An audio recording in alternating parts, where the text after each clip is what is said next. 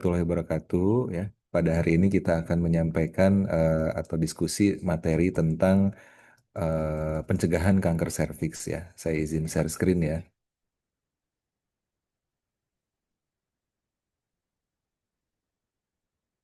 Sudah jelas ya slide-nya? Ya, ini kita Punten laksanakan sudah secara hibrid di FK Unpad RSAS dan juga via Zoom. Oh, oke oke. Sebentar ya.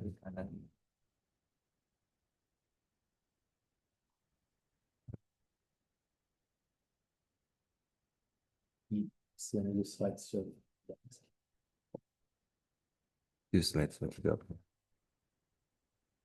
Oke. Sudah jelas. Ya, pada hari ini saya akan menyampaikan materi tentang upaya pencegahan kanker serviks ya, baik secara primer ataupun sekunder. Ya, tadi sudah disampaikan ya tentang materinya kanker serviks. Jadi, apa itu kanker serviks? Yaitu kanker leher rahim ya. Kita tahu bahwa dari anatominya, uterus itu ada bagian korpus dan juga bagian serviksnya. Kemudian kanker leher rahim atau kanker serviks berarti di bagian ini. Ya. Nah, hampir 95% itu disebabkan oleh HPV atau Human Papilloma Virus. Itu adalah penyebab dari kanker serviks. Ada ratusan jenis virus HPV, tapi kurang lebih ada 14 jenis tipe yang high risk atau onkogenik yang bisa menyebabkan kanker serviks. Dan 70% dari yang high risk itu, atau 70% dari angka kejadian kanker serviks itu disebabkan oleh tipe yang 16 dan 18. Tapi artinya 30% lainnya ya disebabkan oleh tipe HPV onkogenik yang lainnya ya seperti 31, 33, 45, 52, 58 dan yang lainnya. Nah, kemudian HPV ini ditularkan melalui aktivitas seksual baik yang vaginal, anal maupun oral ya. Jadi itu terkait dengan etiologi dari kanker leher rahim atau kanker serviks ya. Kembali kita bahas sedikit tentang anatomi. Untuk anatomi itu kalau kita lihat organ reproduksi ini kan ada bagian uterus, ada tuba falopi, ada ovarium, ya ini sebagai struktur internal genitalia. Sedangkan struktur eksternal genitalianya kita lihat ada labia mayora, minora, kemudian ada klitoris, mons pubis, vestibulum ya. Kemudian di sini ada lubang uretra, ini vagina dan juga ini anus. Nah, ini penting sekali kita mengetahui anatomi ini sebagai port di entry dari virus HPV itu sendiri ya. Nah, kemudian histologi juga tidak kalah penting. Kalau tadi kita anatomi secara makroskopisnya, sekarang anatomi secara mikroskopisnya atau histologi. Yang harus kita ingat betul-betul itu adalah SSK atau sambungan squamocolumnar ya atau squamocolumnar junction dan zona transformasinya. Kenapa itu penting? Karena perubahan-perubahan yang bisa menyebabkan kanker serviks itu terjadi pada level sel ini awalnya ya. Jadi virus HPV yang high risk ini akan masuk ke daerah zona transformasi. Zona transformasi itu apa?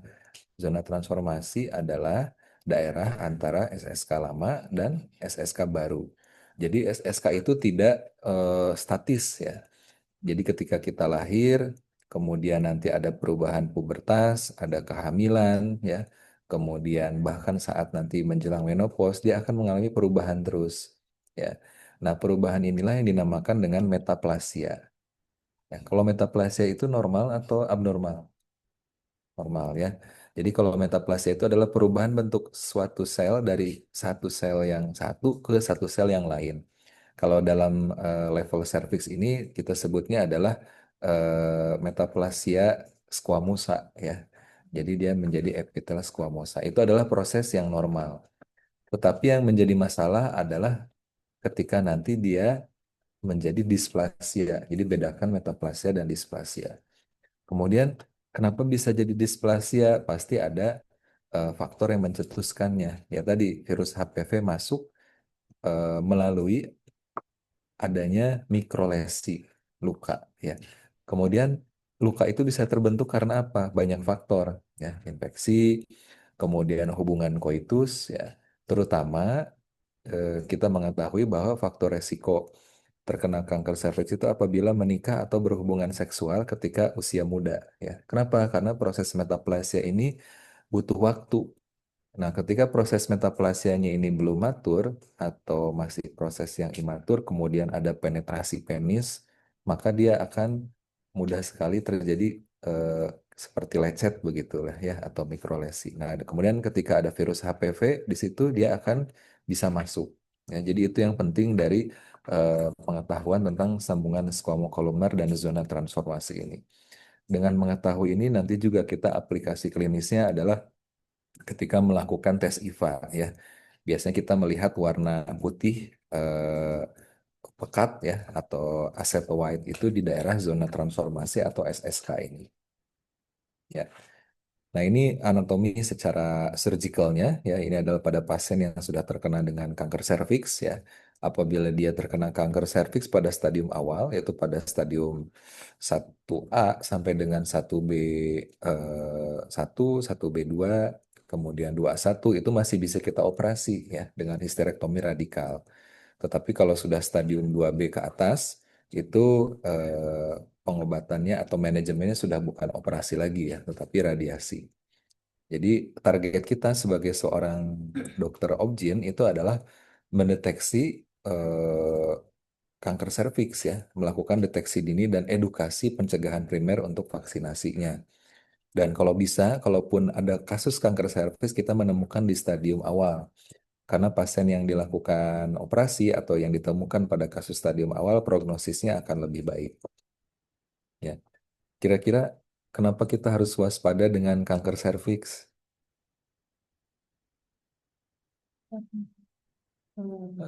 Morbiditas dan morbiditas. Ya, untuk kanker serviksnya ya. Tapi kanker serviks itu bisa dicegah atau tidak? Bisa. Bisa. Kalau kanker ovarium bisa dicegah tidak? Tidak. Ya, jadi kenapa bisa dicegah? Karena kita sudah ada jelas metode pencegahannya, baik primer atau sekunder. Lalu mengapa kita harus waspada? Karena ini data yang ada di negara kita dan di dunia secara umum ya.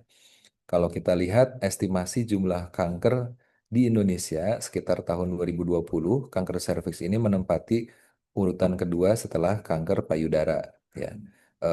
Insidensi kanker payudara atau CAMAME itu 65.000 kasus ya. Sedangkan kanker serviks sekitar 36.000 kasus.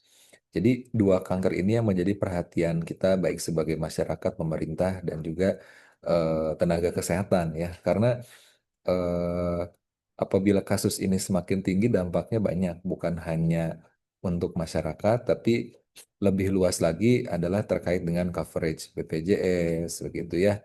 Kemudian terkait dengan angka kematian akibat kanker dan seterusnya.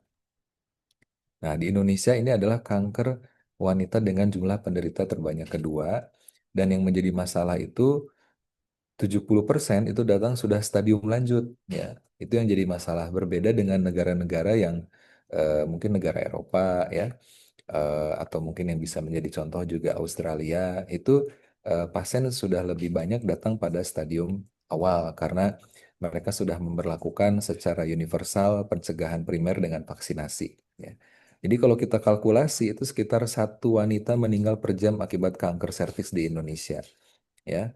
Dan cakupan screeningnya masih rendah. Dari data terakhir itu masih kurang lebih di angka 15%, 20% ya, tapi pada prinsipnya masih jauh dari ideal.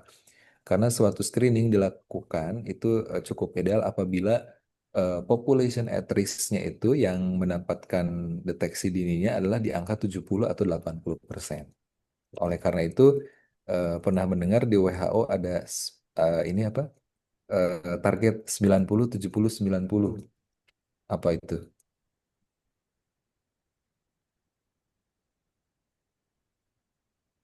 Ya, jadi dibaca lagi ya. Jadi 90 itu adalah persentase target dari WHO di tahun 2030. 90% yang pertama itu adalah bahwa 90% eh, perempuan itu ya, itu dilakukan vaksinasi HPV ya. Kemudian 70% itu adalah dilakukan apa? Screening ya atau deteksi dini dengan high performance test. Ya. High performance test dalam hal ini berarti tes HPV DNA sebetulnya ya. Di antara usia 35 sampai 45 tahun, at least pemeriksaan minimal 2 kali berarti ya. Kemudian 90% yang berikutnya itu adalah bahwa pasien-pasien baik yang datang dengan lesi prakanker atau yang dengan kanker serviks itu ditangani. Itu ya targetnya. Sedangkan kondisi kita sekarang kita tahu bahwa contoh saja pada yang stadium 2B atau 3B ya advanced stage fasilitas radiasi kita kan terbatas ya. Pasien harus menunggu kurang lebih kadang-kadang 1-2 bulan ya. Artinya itu belum tercapai. Kenapa? Karena menunggu kadang-kadang ya pasien eh, kondisinya menjadi semakin memburuk, tidak sempat radiasi dan akhirnya meninggal ya. Itu kondisi saat ini. Tetapi itu target sama ya semua negara dan WHO itu pada tahun 2030 seperti itu. Nah, jadi permasalahannya adalah keterlambatan akibat gejala yang tidak spesifik. Jadi itu yang sering eh, bukan menjadi perhatian dari pasien-pasien kita. Datang ketika baru ada gejala, sedangkan kita harus melakukan edukasi bahwa kanker serviks ini gejalanya non spesifik. Ketika ada gejala, itu artinya kita tidak tahu dia datang sudah stadium awal, lanjut atau masih stadium awal. Jadi selalu ditekankan bahwa dia harus melakukan screening. Ya. Kemudian status ekonomi, sosial budaya, kemudian pendidikan, sarana prasarana dan juga cakupan deteksi dini yang belum luas. Itu menjadi permasalahan di kita ya. Kemudian faktor resikonya pertama adalah menikah muda, usia di bawah 20 tahun ya. Kurang lebih itu berdasarkan penelitian-penelitian. Kemudian mitra seksual multiple atau promiskus ya, ataupun pasien-pasien dengan pekerjaan yang berisiko ya secara seksual, high risk, infeksi menular seksual dan juga merokok ya. Nah, ini yang sering kita tekankan terkait dengan menikah muda. Tadi kita sudah sampaikan bagaimana proses patofisiologinya sampai dia bisa terkena kanker serviks ya. Nah, ini adalah perjalanan penyakit dari kanker serviks. Jadi tidak langsung seseorang yang terkena infeksi HPV itu terkena kanker serviks dalam waktu dekat ya. Dari beberapa literatur ada yang menyatakan 10 sampai 20 tahun sejak terinfeksi HPV atau 5 sampai 15 tahun ya. Tapi pada prinsipnya itu sebenarnya proses yang tidak cepat ya. Hanya saja karena pasien tidak merasa ada gejala yang spesifik, dia tidak melakukan pencegahan baik secara primer ya dengan vaksinasi ataupun dengan sekunder melalui deteksi dini, apakah itu dengan tes HPV DNA, pap smear ataupun dengan IVA test ya. Nah, jadi ini proses perjalanan penyakitnya. Ketika seseorang terinfeksi HPV, maka virus HPV ini seperti virus-virus yang lainnya. Sama seperti kita kalau terkena virus influenza, apakah akan menjadi selalu berat? Tidak kan? Banyak yang sembuh sendiri. Sama sebetulnya virus HPV juga begitu. Apabila imunitasnya baik, sebetulnya dia akan mengalami clearance dengan sendirinya. Dan sebagian besar seseorang yang terkena infeksi HPV sebetulnya sebagian besar bisa sembuh sendiri. Ya, jadi artinya mengalami persistensi dan progresi menjadi lesi prakanker serviks sebetulnya sedikit secara persentase. Tapi kalau hitungannya 5% tapi dari sekian juta ya tetap tinggi ya. Jadi meskipun secara persentase lebih sedikit, angka yang banyak dari penduduk dunia ya tetap saja angkanya tinggi ya. Kemudian sebagian dari infeksi HPV yang persisten ini akan terus bertahan bahkan mengalami progresivitas sehingga menjadi lesi prakanker atau neoplasma intraepitelial yang kita kenal dengan CIN ya, cervical intraepithelial neoplasia. Kalau sudah terjadi lesi prakanker seperti ini, sudah terjadi perubahan pada level seluler ya. Beda dengan yang sebelumnya, mungkin belum ada perubahan secara seluler. Nah, tetapi kalau dia sudah terus berkembang, kemudian ada invasi, yaitu kita sebut dengan kanker. Jadi kita lihat perubahan pada level organnya sudah terlihat secara makroskopis. Contohnya pada kasus ini ada tampilan benjolan yang karsinomatus, ya, seperti itu. Nah, ini yang kita tekankan kembali bahwa sebetulnya lesi prakanker pun ternyata tidak semuanya menjadi kanker serviks, ya. Contoh CIN 1, lebih dari 50% dia akan mengalami regresi dan hanya kurang lebih 1% saja Nah, untuk yang CIN 3 memang lebih banyak dilihat dari persentase yang mengalami progresivitas jadi kanker serviks. Jadi ketika kita menemukan kasus CIN 3 ya ini harus lebih hati-hati. Ya. Kemudian gejala kanker serviks kita sudah ketahui tidak ada gejala. Maksudnya adalah tidak ada gejala yang spesifik. Mungkin pasien datang hanya dengan eh, keputihan, ya. Sedangkan keputihan pada seorang wanita itu bisa saja normal, ya. Kalau dia jumlahnya tidak banyak, warnanya jernih, tidak berbau. Kemudian terkadang pasien menganggap bahwa keputihan yang dialami itu normal, ya. Tetapi kita harus perhatikan apabila keputihannya sudah mulai ada tanda-tanda patologi seperti gatal, berbau, kemudian eh, warnanya atau jumlahnya juga tidak normal, ya itu kita harus lihat sebagai tidak hanya sebagai infeksi menular misalnya, ya, tetapi lihat ke arah kanker serviks ada atau tidak, apalagi jika pasiennya belum pernah melakukan deteksi dini, ya.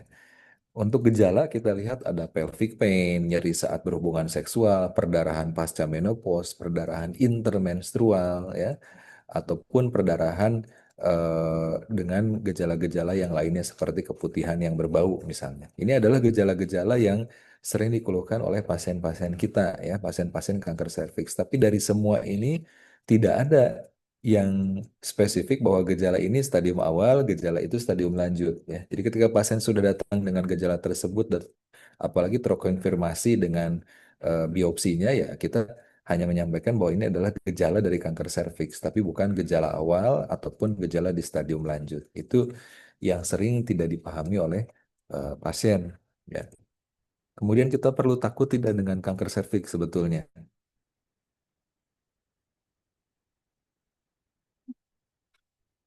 Karena kalau stadium awal mungkin dan langsung terdeteksi mungkin enggak. Nah, pertanyaannya harus takut nggak dengan kanker serviks? Harus takut tidak? Takut. Kalau saya sih jawabnya tidak. Kalau saya ditanya, ya. Nah, kenapa? Karena sudah ada pencegahannya, ya. Nah, saya bertanya lagi, perempuan di grup ini berapa orang? Kalau ada. Eh, Sekarang empat. Empat. Tapi kalau di satu Oh, cuma empat. Enggak, sama yang di Zoom. ah, 13. tiga 13. Dari 13 ini yang sudah vaksinasi HPV berapa orang? Belum. belum dong. Belum nikah. Belum dong. Belum nikah. Belum. Ya segera vaksinasi, ya. Nah, maksud saya kita sudah tahu ilmunya bahwa vaksinasi ini bisa dilakukan sejak usia 9 sampai 14 tahun, ya. Ya kalau tidak tahu ilmunya ya mungkin takut, tapi kalau kita tahu ilmunya sebetulnya kita tidak perlu takut dengan kanker serviks karena dengan vaksinasi saja sudah bisa menurunkan risiko sampai 70-80%. Ya. Ya, jadi dia bisa dicegah dan tidak diturunkan. Jadi kalau misalnya ibunya kanker serviks, ya anaknya eh, tidak langsung akan sangat beresiko kanker serviks, tapi dilihat dari gaya hidupnya, ya. Beda dengan kanker ovarium, ya. Beberapa jenis kanker ovarium kita tahu, ya, dari semua kanker ovarium 10-15% itu bersifat diturunkan atau genetik terkait mutasi-mutasinya, ya, BRCA dan seterusnya. Tapi kalau kanker serviks tidak, karena penyebabnya adalah virus HPV, ya. Kemudian penyebabnya kita ketahui tadi, penyebabnya HPV dan metode deteksi dininya juga kita tahu, ya. Ada 3 jenis yang secara garis besar, ya, Pap smear, IVA test, HPV DNA. Dan dia cost efektif sebetulnya. Ya untuk mahal sebetulnya relatif, ya. Kalau bisa melakukan tes HPV DNA akan lebih bagus, tapi minimal bisa dilakukan tes IVA. Kita tahu tes IVA itu sangat murah, ya karena hanya perlu asam asetat saja. Ya. Konsep dasar pencegahannya kita tahu ada primer, sekunder, tersier. Nah, ini yang inti dari kuliah kita pada saat ini, ya. Secara primer itu adalah dengan vaksinasi HPV. Kemudian sedangkan kalau secara sekunder adalah dengan deteksi dini yaitu dengan IVA test, Pap smear, ya. Dan tersier ya untuk penanganan kanker serviksnya, ya. Begitu. Nah, untuk program pencegahan kanker serviks di Indonesia kita tahu sudah ada vaksinasi sebetulnya, ya. Vaksinasi wajib bagi anak usia di bawah 14 tahun 2 kali gratis ya, tetapi memang ini belum dilakukan di semua tempat ya. Tapi beberapa sekolah SD sudah ada yang menjadi pilot project untuk dilakukan vaksinasi ini. Bahkan WHO sudah mengatakan dari beberapa literatur sebetulnya 1 kali vaksinasi pun ternyata cukup efektif ya. Tapi kita masih menggunakan yang 2 kali untuk usia di bawah 14 tahun dan 3 kali untuk usia di atas 14 tahun. Kemudian program yang berikutnya adalah deteksi dini lesi prakanker menggunakan asam asetat 3-5%. Ini masih banyak digunakan di negara kita karena beberapa tempat itu tidak ada patologi anatominya. Sedangkan kalau kita melakukan pap smear, tes HPV DNA, itu perlu laboratorium, perlu patologi anatomi ya, di mana tidak semua tempat memiliki ya.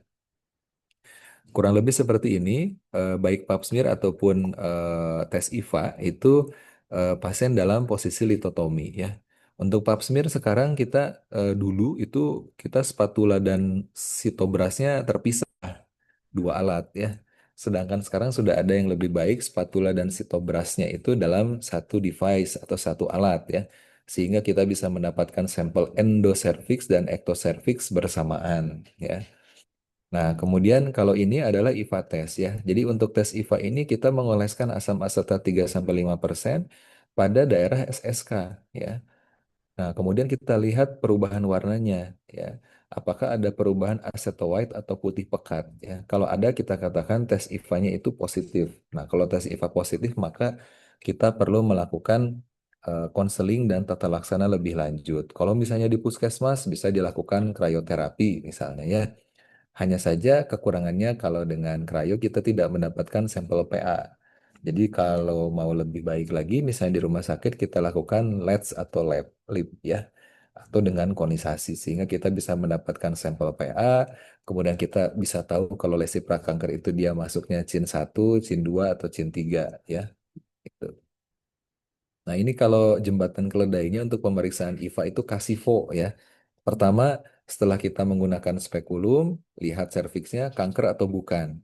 Kalau kanker ya tidak perlu berlanjut ke algoritma berikutnya ya tidak bisa di IVA tes, langsung biopsi ya. Tapi kalau bukan kanker, maka langkah selanjutnya adalah periksa atau lihat SSK-nya. Sambungan skomokolumnarnya tampak atau tidak. Kalau tampak, kita bisa lakukan tes IVA. Tapi kalau tidak, maka tidak bisa dilakukan IVA tes karena syaratnya harus terlihat SSK-nya. Karena yang mau kita lihat adalah perubahan acetoaid pada daerah SSK-nya. Ya. Tetapi kalau bisa tampak SSK, maka lanjutkan dengan tes IVA. Kemudian setelah tes IVA, hasilnya positif atau negatif ya. Kemudian dilakukan apa? Apakah krioterapi, lip atau LEDS. Hanya hati-hati kalau warna acetoaidnya itu memenuhi 4 kuadran, itu tidak efektif untuk krioterapi karena probe-nya tidak akan bisa menutup seluruh lesinya. Biasanya kita batasnya 2 kuadran. Ya. Kemudian lesi seperti apa yang tes IVA-nya positif? Yang seperti ini. Jadi aceto white-nya itu adalah di daerah sekitar SSK-nya atau zona transformasi. Bukan jauh dari SSK, putih pucat, atau lesi yang tidak spesifik seperti ini. Ya. Karena untuk yang pemula mungkin akan sulit untuk melihat ini IVA tes positif atau bukan. Ya. Kemudian kita lihat hasilnya bagaimana ya. Kalau tes IVA-nya positif, kemudian dilakukan krioterapi ya, kita lihat lakukan follow up 6 bulan sampai 1 tahun ya. Tapi kalau misalnya dia normal, maka kita bisa mengulangnya. Kalau berdasarkan WHO ataupun beberapa literatur itu 3 tahun sekali ya untuk IVA tes atau pap smear follow up-nya. Tetapi kalau dilakukan tes HPV DNA itu cukup 5 tahun sekali ya. Nah, ini adalah spatula atau sitobras yang dulu ya. Sedangkan yang sekarang sebetulnya kita punya yang dalam satu alat ya. Maka itu akan lebih efektif dan mengurangi bias ataupun mengurangi artefak ya, sehingga gambarannya juga akan lebih baik ya. Nah, kalau kita bandingkan komparasi antara pap smear dengan IVA-tes kurang lebih seperti ini. Sebetulnya dari sisi sensitivitas dan spesifisitas tidak jauh berbeda selama yang melakukan adalah operator yang kompeten. Artinya tentu akan berbeda pada seseorang yang baru pertama kali melakukan IVA-tes begitu ya. Jadi, tetapi pada seseorang yang sudah kompeten ini sensitivitas dan spesifisitasnya bisa dibandingkan ya. Dan ada keuntungan kerugiannya memang ya. Kalau yang pap smear kita bisa tahu secara sitologi dia lesinya low grade atau high grade, tapi kita perlu menunggu kurang lebih kadang-kadang 1 minggu ya. Kemudian dari sisi harga mungkin lebih mahal karena perlu ekspertise dari patologi anatomi ya. Kemudian kalau HPV-DNA bagaimana? Ya ini sebetulnya tes yang disarankan, hanya terkait harga mungkin beberapa masih ada yang menganggapnya mahal ya. Tes HPV-DNA sendiri itu dibagi dua, ada yang hybrid capture, ada yang yaitu bisa kita lihat gennya ya. Kalau hybrid capture itu paling hanya bisa tahu high risk, low risk begitu ya. Tapi kalau yang gen kita bisa tahu ini, yang genomik ini kita bisa tahu dia terkena HPV-nya yang tipe 16, 18 atau non 16, 18 karena itu mungkin akan sedikit berbeda terkait penata laksanaannya. Ya seperti ini. Ini sudah yang lebih spesifik. Jadi apakah dia masuk yang tipe 16, 18 atau yang tipe lainnya ya. Nah, jadi take home message-nya dari kuliah kita hari ini adalah bahwa kanker serviks secara epidemiologi memang menempati kedua terbanyak ya setelah kanker payudara. Tetapi sebetulnya kanker serviks ini bisa dilakukan pencegahan. Pertama, pencegahan primer dengan vaksinasi HPV ya. Vaksinasi HPV ini tadi kalau pada usia dini itu cukup 2 kali ya. Sedangkan kalau pada yang usia di atas 14 tahun, remaja, dewasa itu 3 kali. Cara pemberiannya adalah seperti vaksinasi hepatitis B ya. Bulan ke-0, bulan ke-1 sampai 2 dan bulan ke-6 ya. Jadi 3 kali pemberian intramuskuler. Kemudian jenis vaksin. Kita tahu bahwa vaksinasi itu ada yang bivalen ya. Eh, saya sebutkan merek karena memang tidak ada merek lain ya, Cervarix. Kemudian yang quadrivalen itu ada Gardasil. Nah, itu 6, 11, 16, 18. Jadi dia mengcover 4 ya. Dua yang high risk, 16, 18 dan dua yang eh, sisanya itu adalah yang low risk ya, yang penyebab kondiloma acuminata. Nah, tetapi ada yang terbaru sekarang yang non-navalen. Selain 16-18, dia mengcover tipe virus HPV yang mana lagi? Tadi saya sebutkan di awal 31, 33, 45, 52, 58 ya. Jadi tambahannya itu karena ternyata tambahannya itu juga menyebabkan cukup tinggi secara insidensi kanker serviks ya. Tentu dari sisi harga mungkin akan lebih mahal ya, tetapi coverage untuk apa pencegahannya akan lebih baik. Jadi itu terkait vaksinasi HPV ya. Kemudian apakah ada efek samping spesifik? Tidak, biasanya lokal ya. Belum dilaporkan efek samping yang mengancam nyawa ya. Kemudian apakah diperlukan booster? Sampai saat ini belum diperlukan booster karena setelah dilakukan tes antibodi itu masih efektif setelah 10-20 tahun ya. Kemudian bagaimana pada yang sudah menikah? Apakah boleh? Ya boleh saja. Tapi kita harus memegang prinsip bahwa ini adalah kalau sudah menikah yang penting deteksi dininya. Baru vaksinasinya. Jangan sampai kalau sudah menikah itu vaksin, tapi ternyata dia dalam posisi tubuh sudah terinfeksi HPV. Kalau tidak dilakukan deteksi dini, virus yang sudah ada mungkin bisa tetap berkembang. Ya.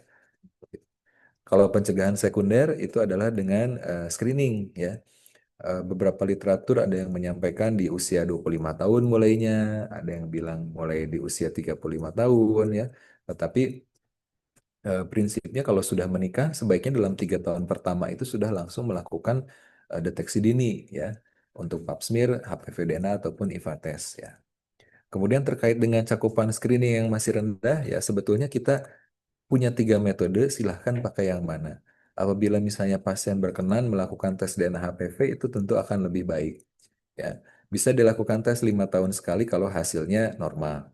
Tetapi kalau ada masalah biaya, maka bisa diberikan pilihan pap smear ataupun IVA test ya. Terutama di daerah terpencil kita bisa melakukan IVA test ya. Jadi solusinya adalah deteksi dini tanpa menunggu gejala pada usia yang berisiko atau pada populasi yang berisiko ya. Populasi yang berisiko artinya ya yang sudah menikah ya atau yang sudah melakukan hubungan seksual. Baik, terima kasih. Mungkin sekian dari saya ya. Kalau ada hal-hal yang ingin ditanyakan nanti bisa secara pribadi ya. Mohon maaf kalau ada hal yang kurang berkenan. Terima kasih. Wassalamualaikum warahmatullahi wabarakatuh. Betul. Waalaikumsalam warahmatullahi wabarakatuh. Terima kasih dokter.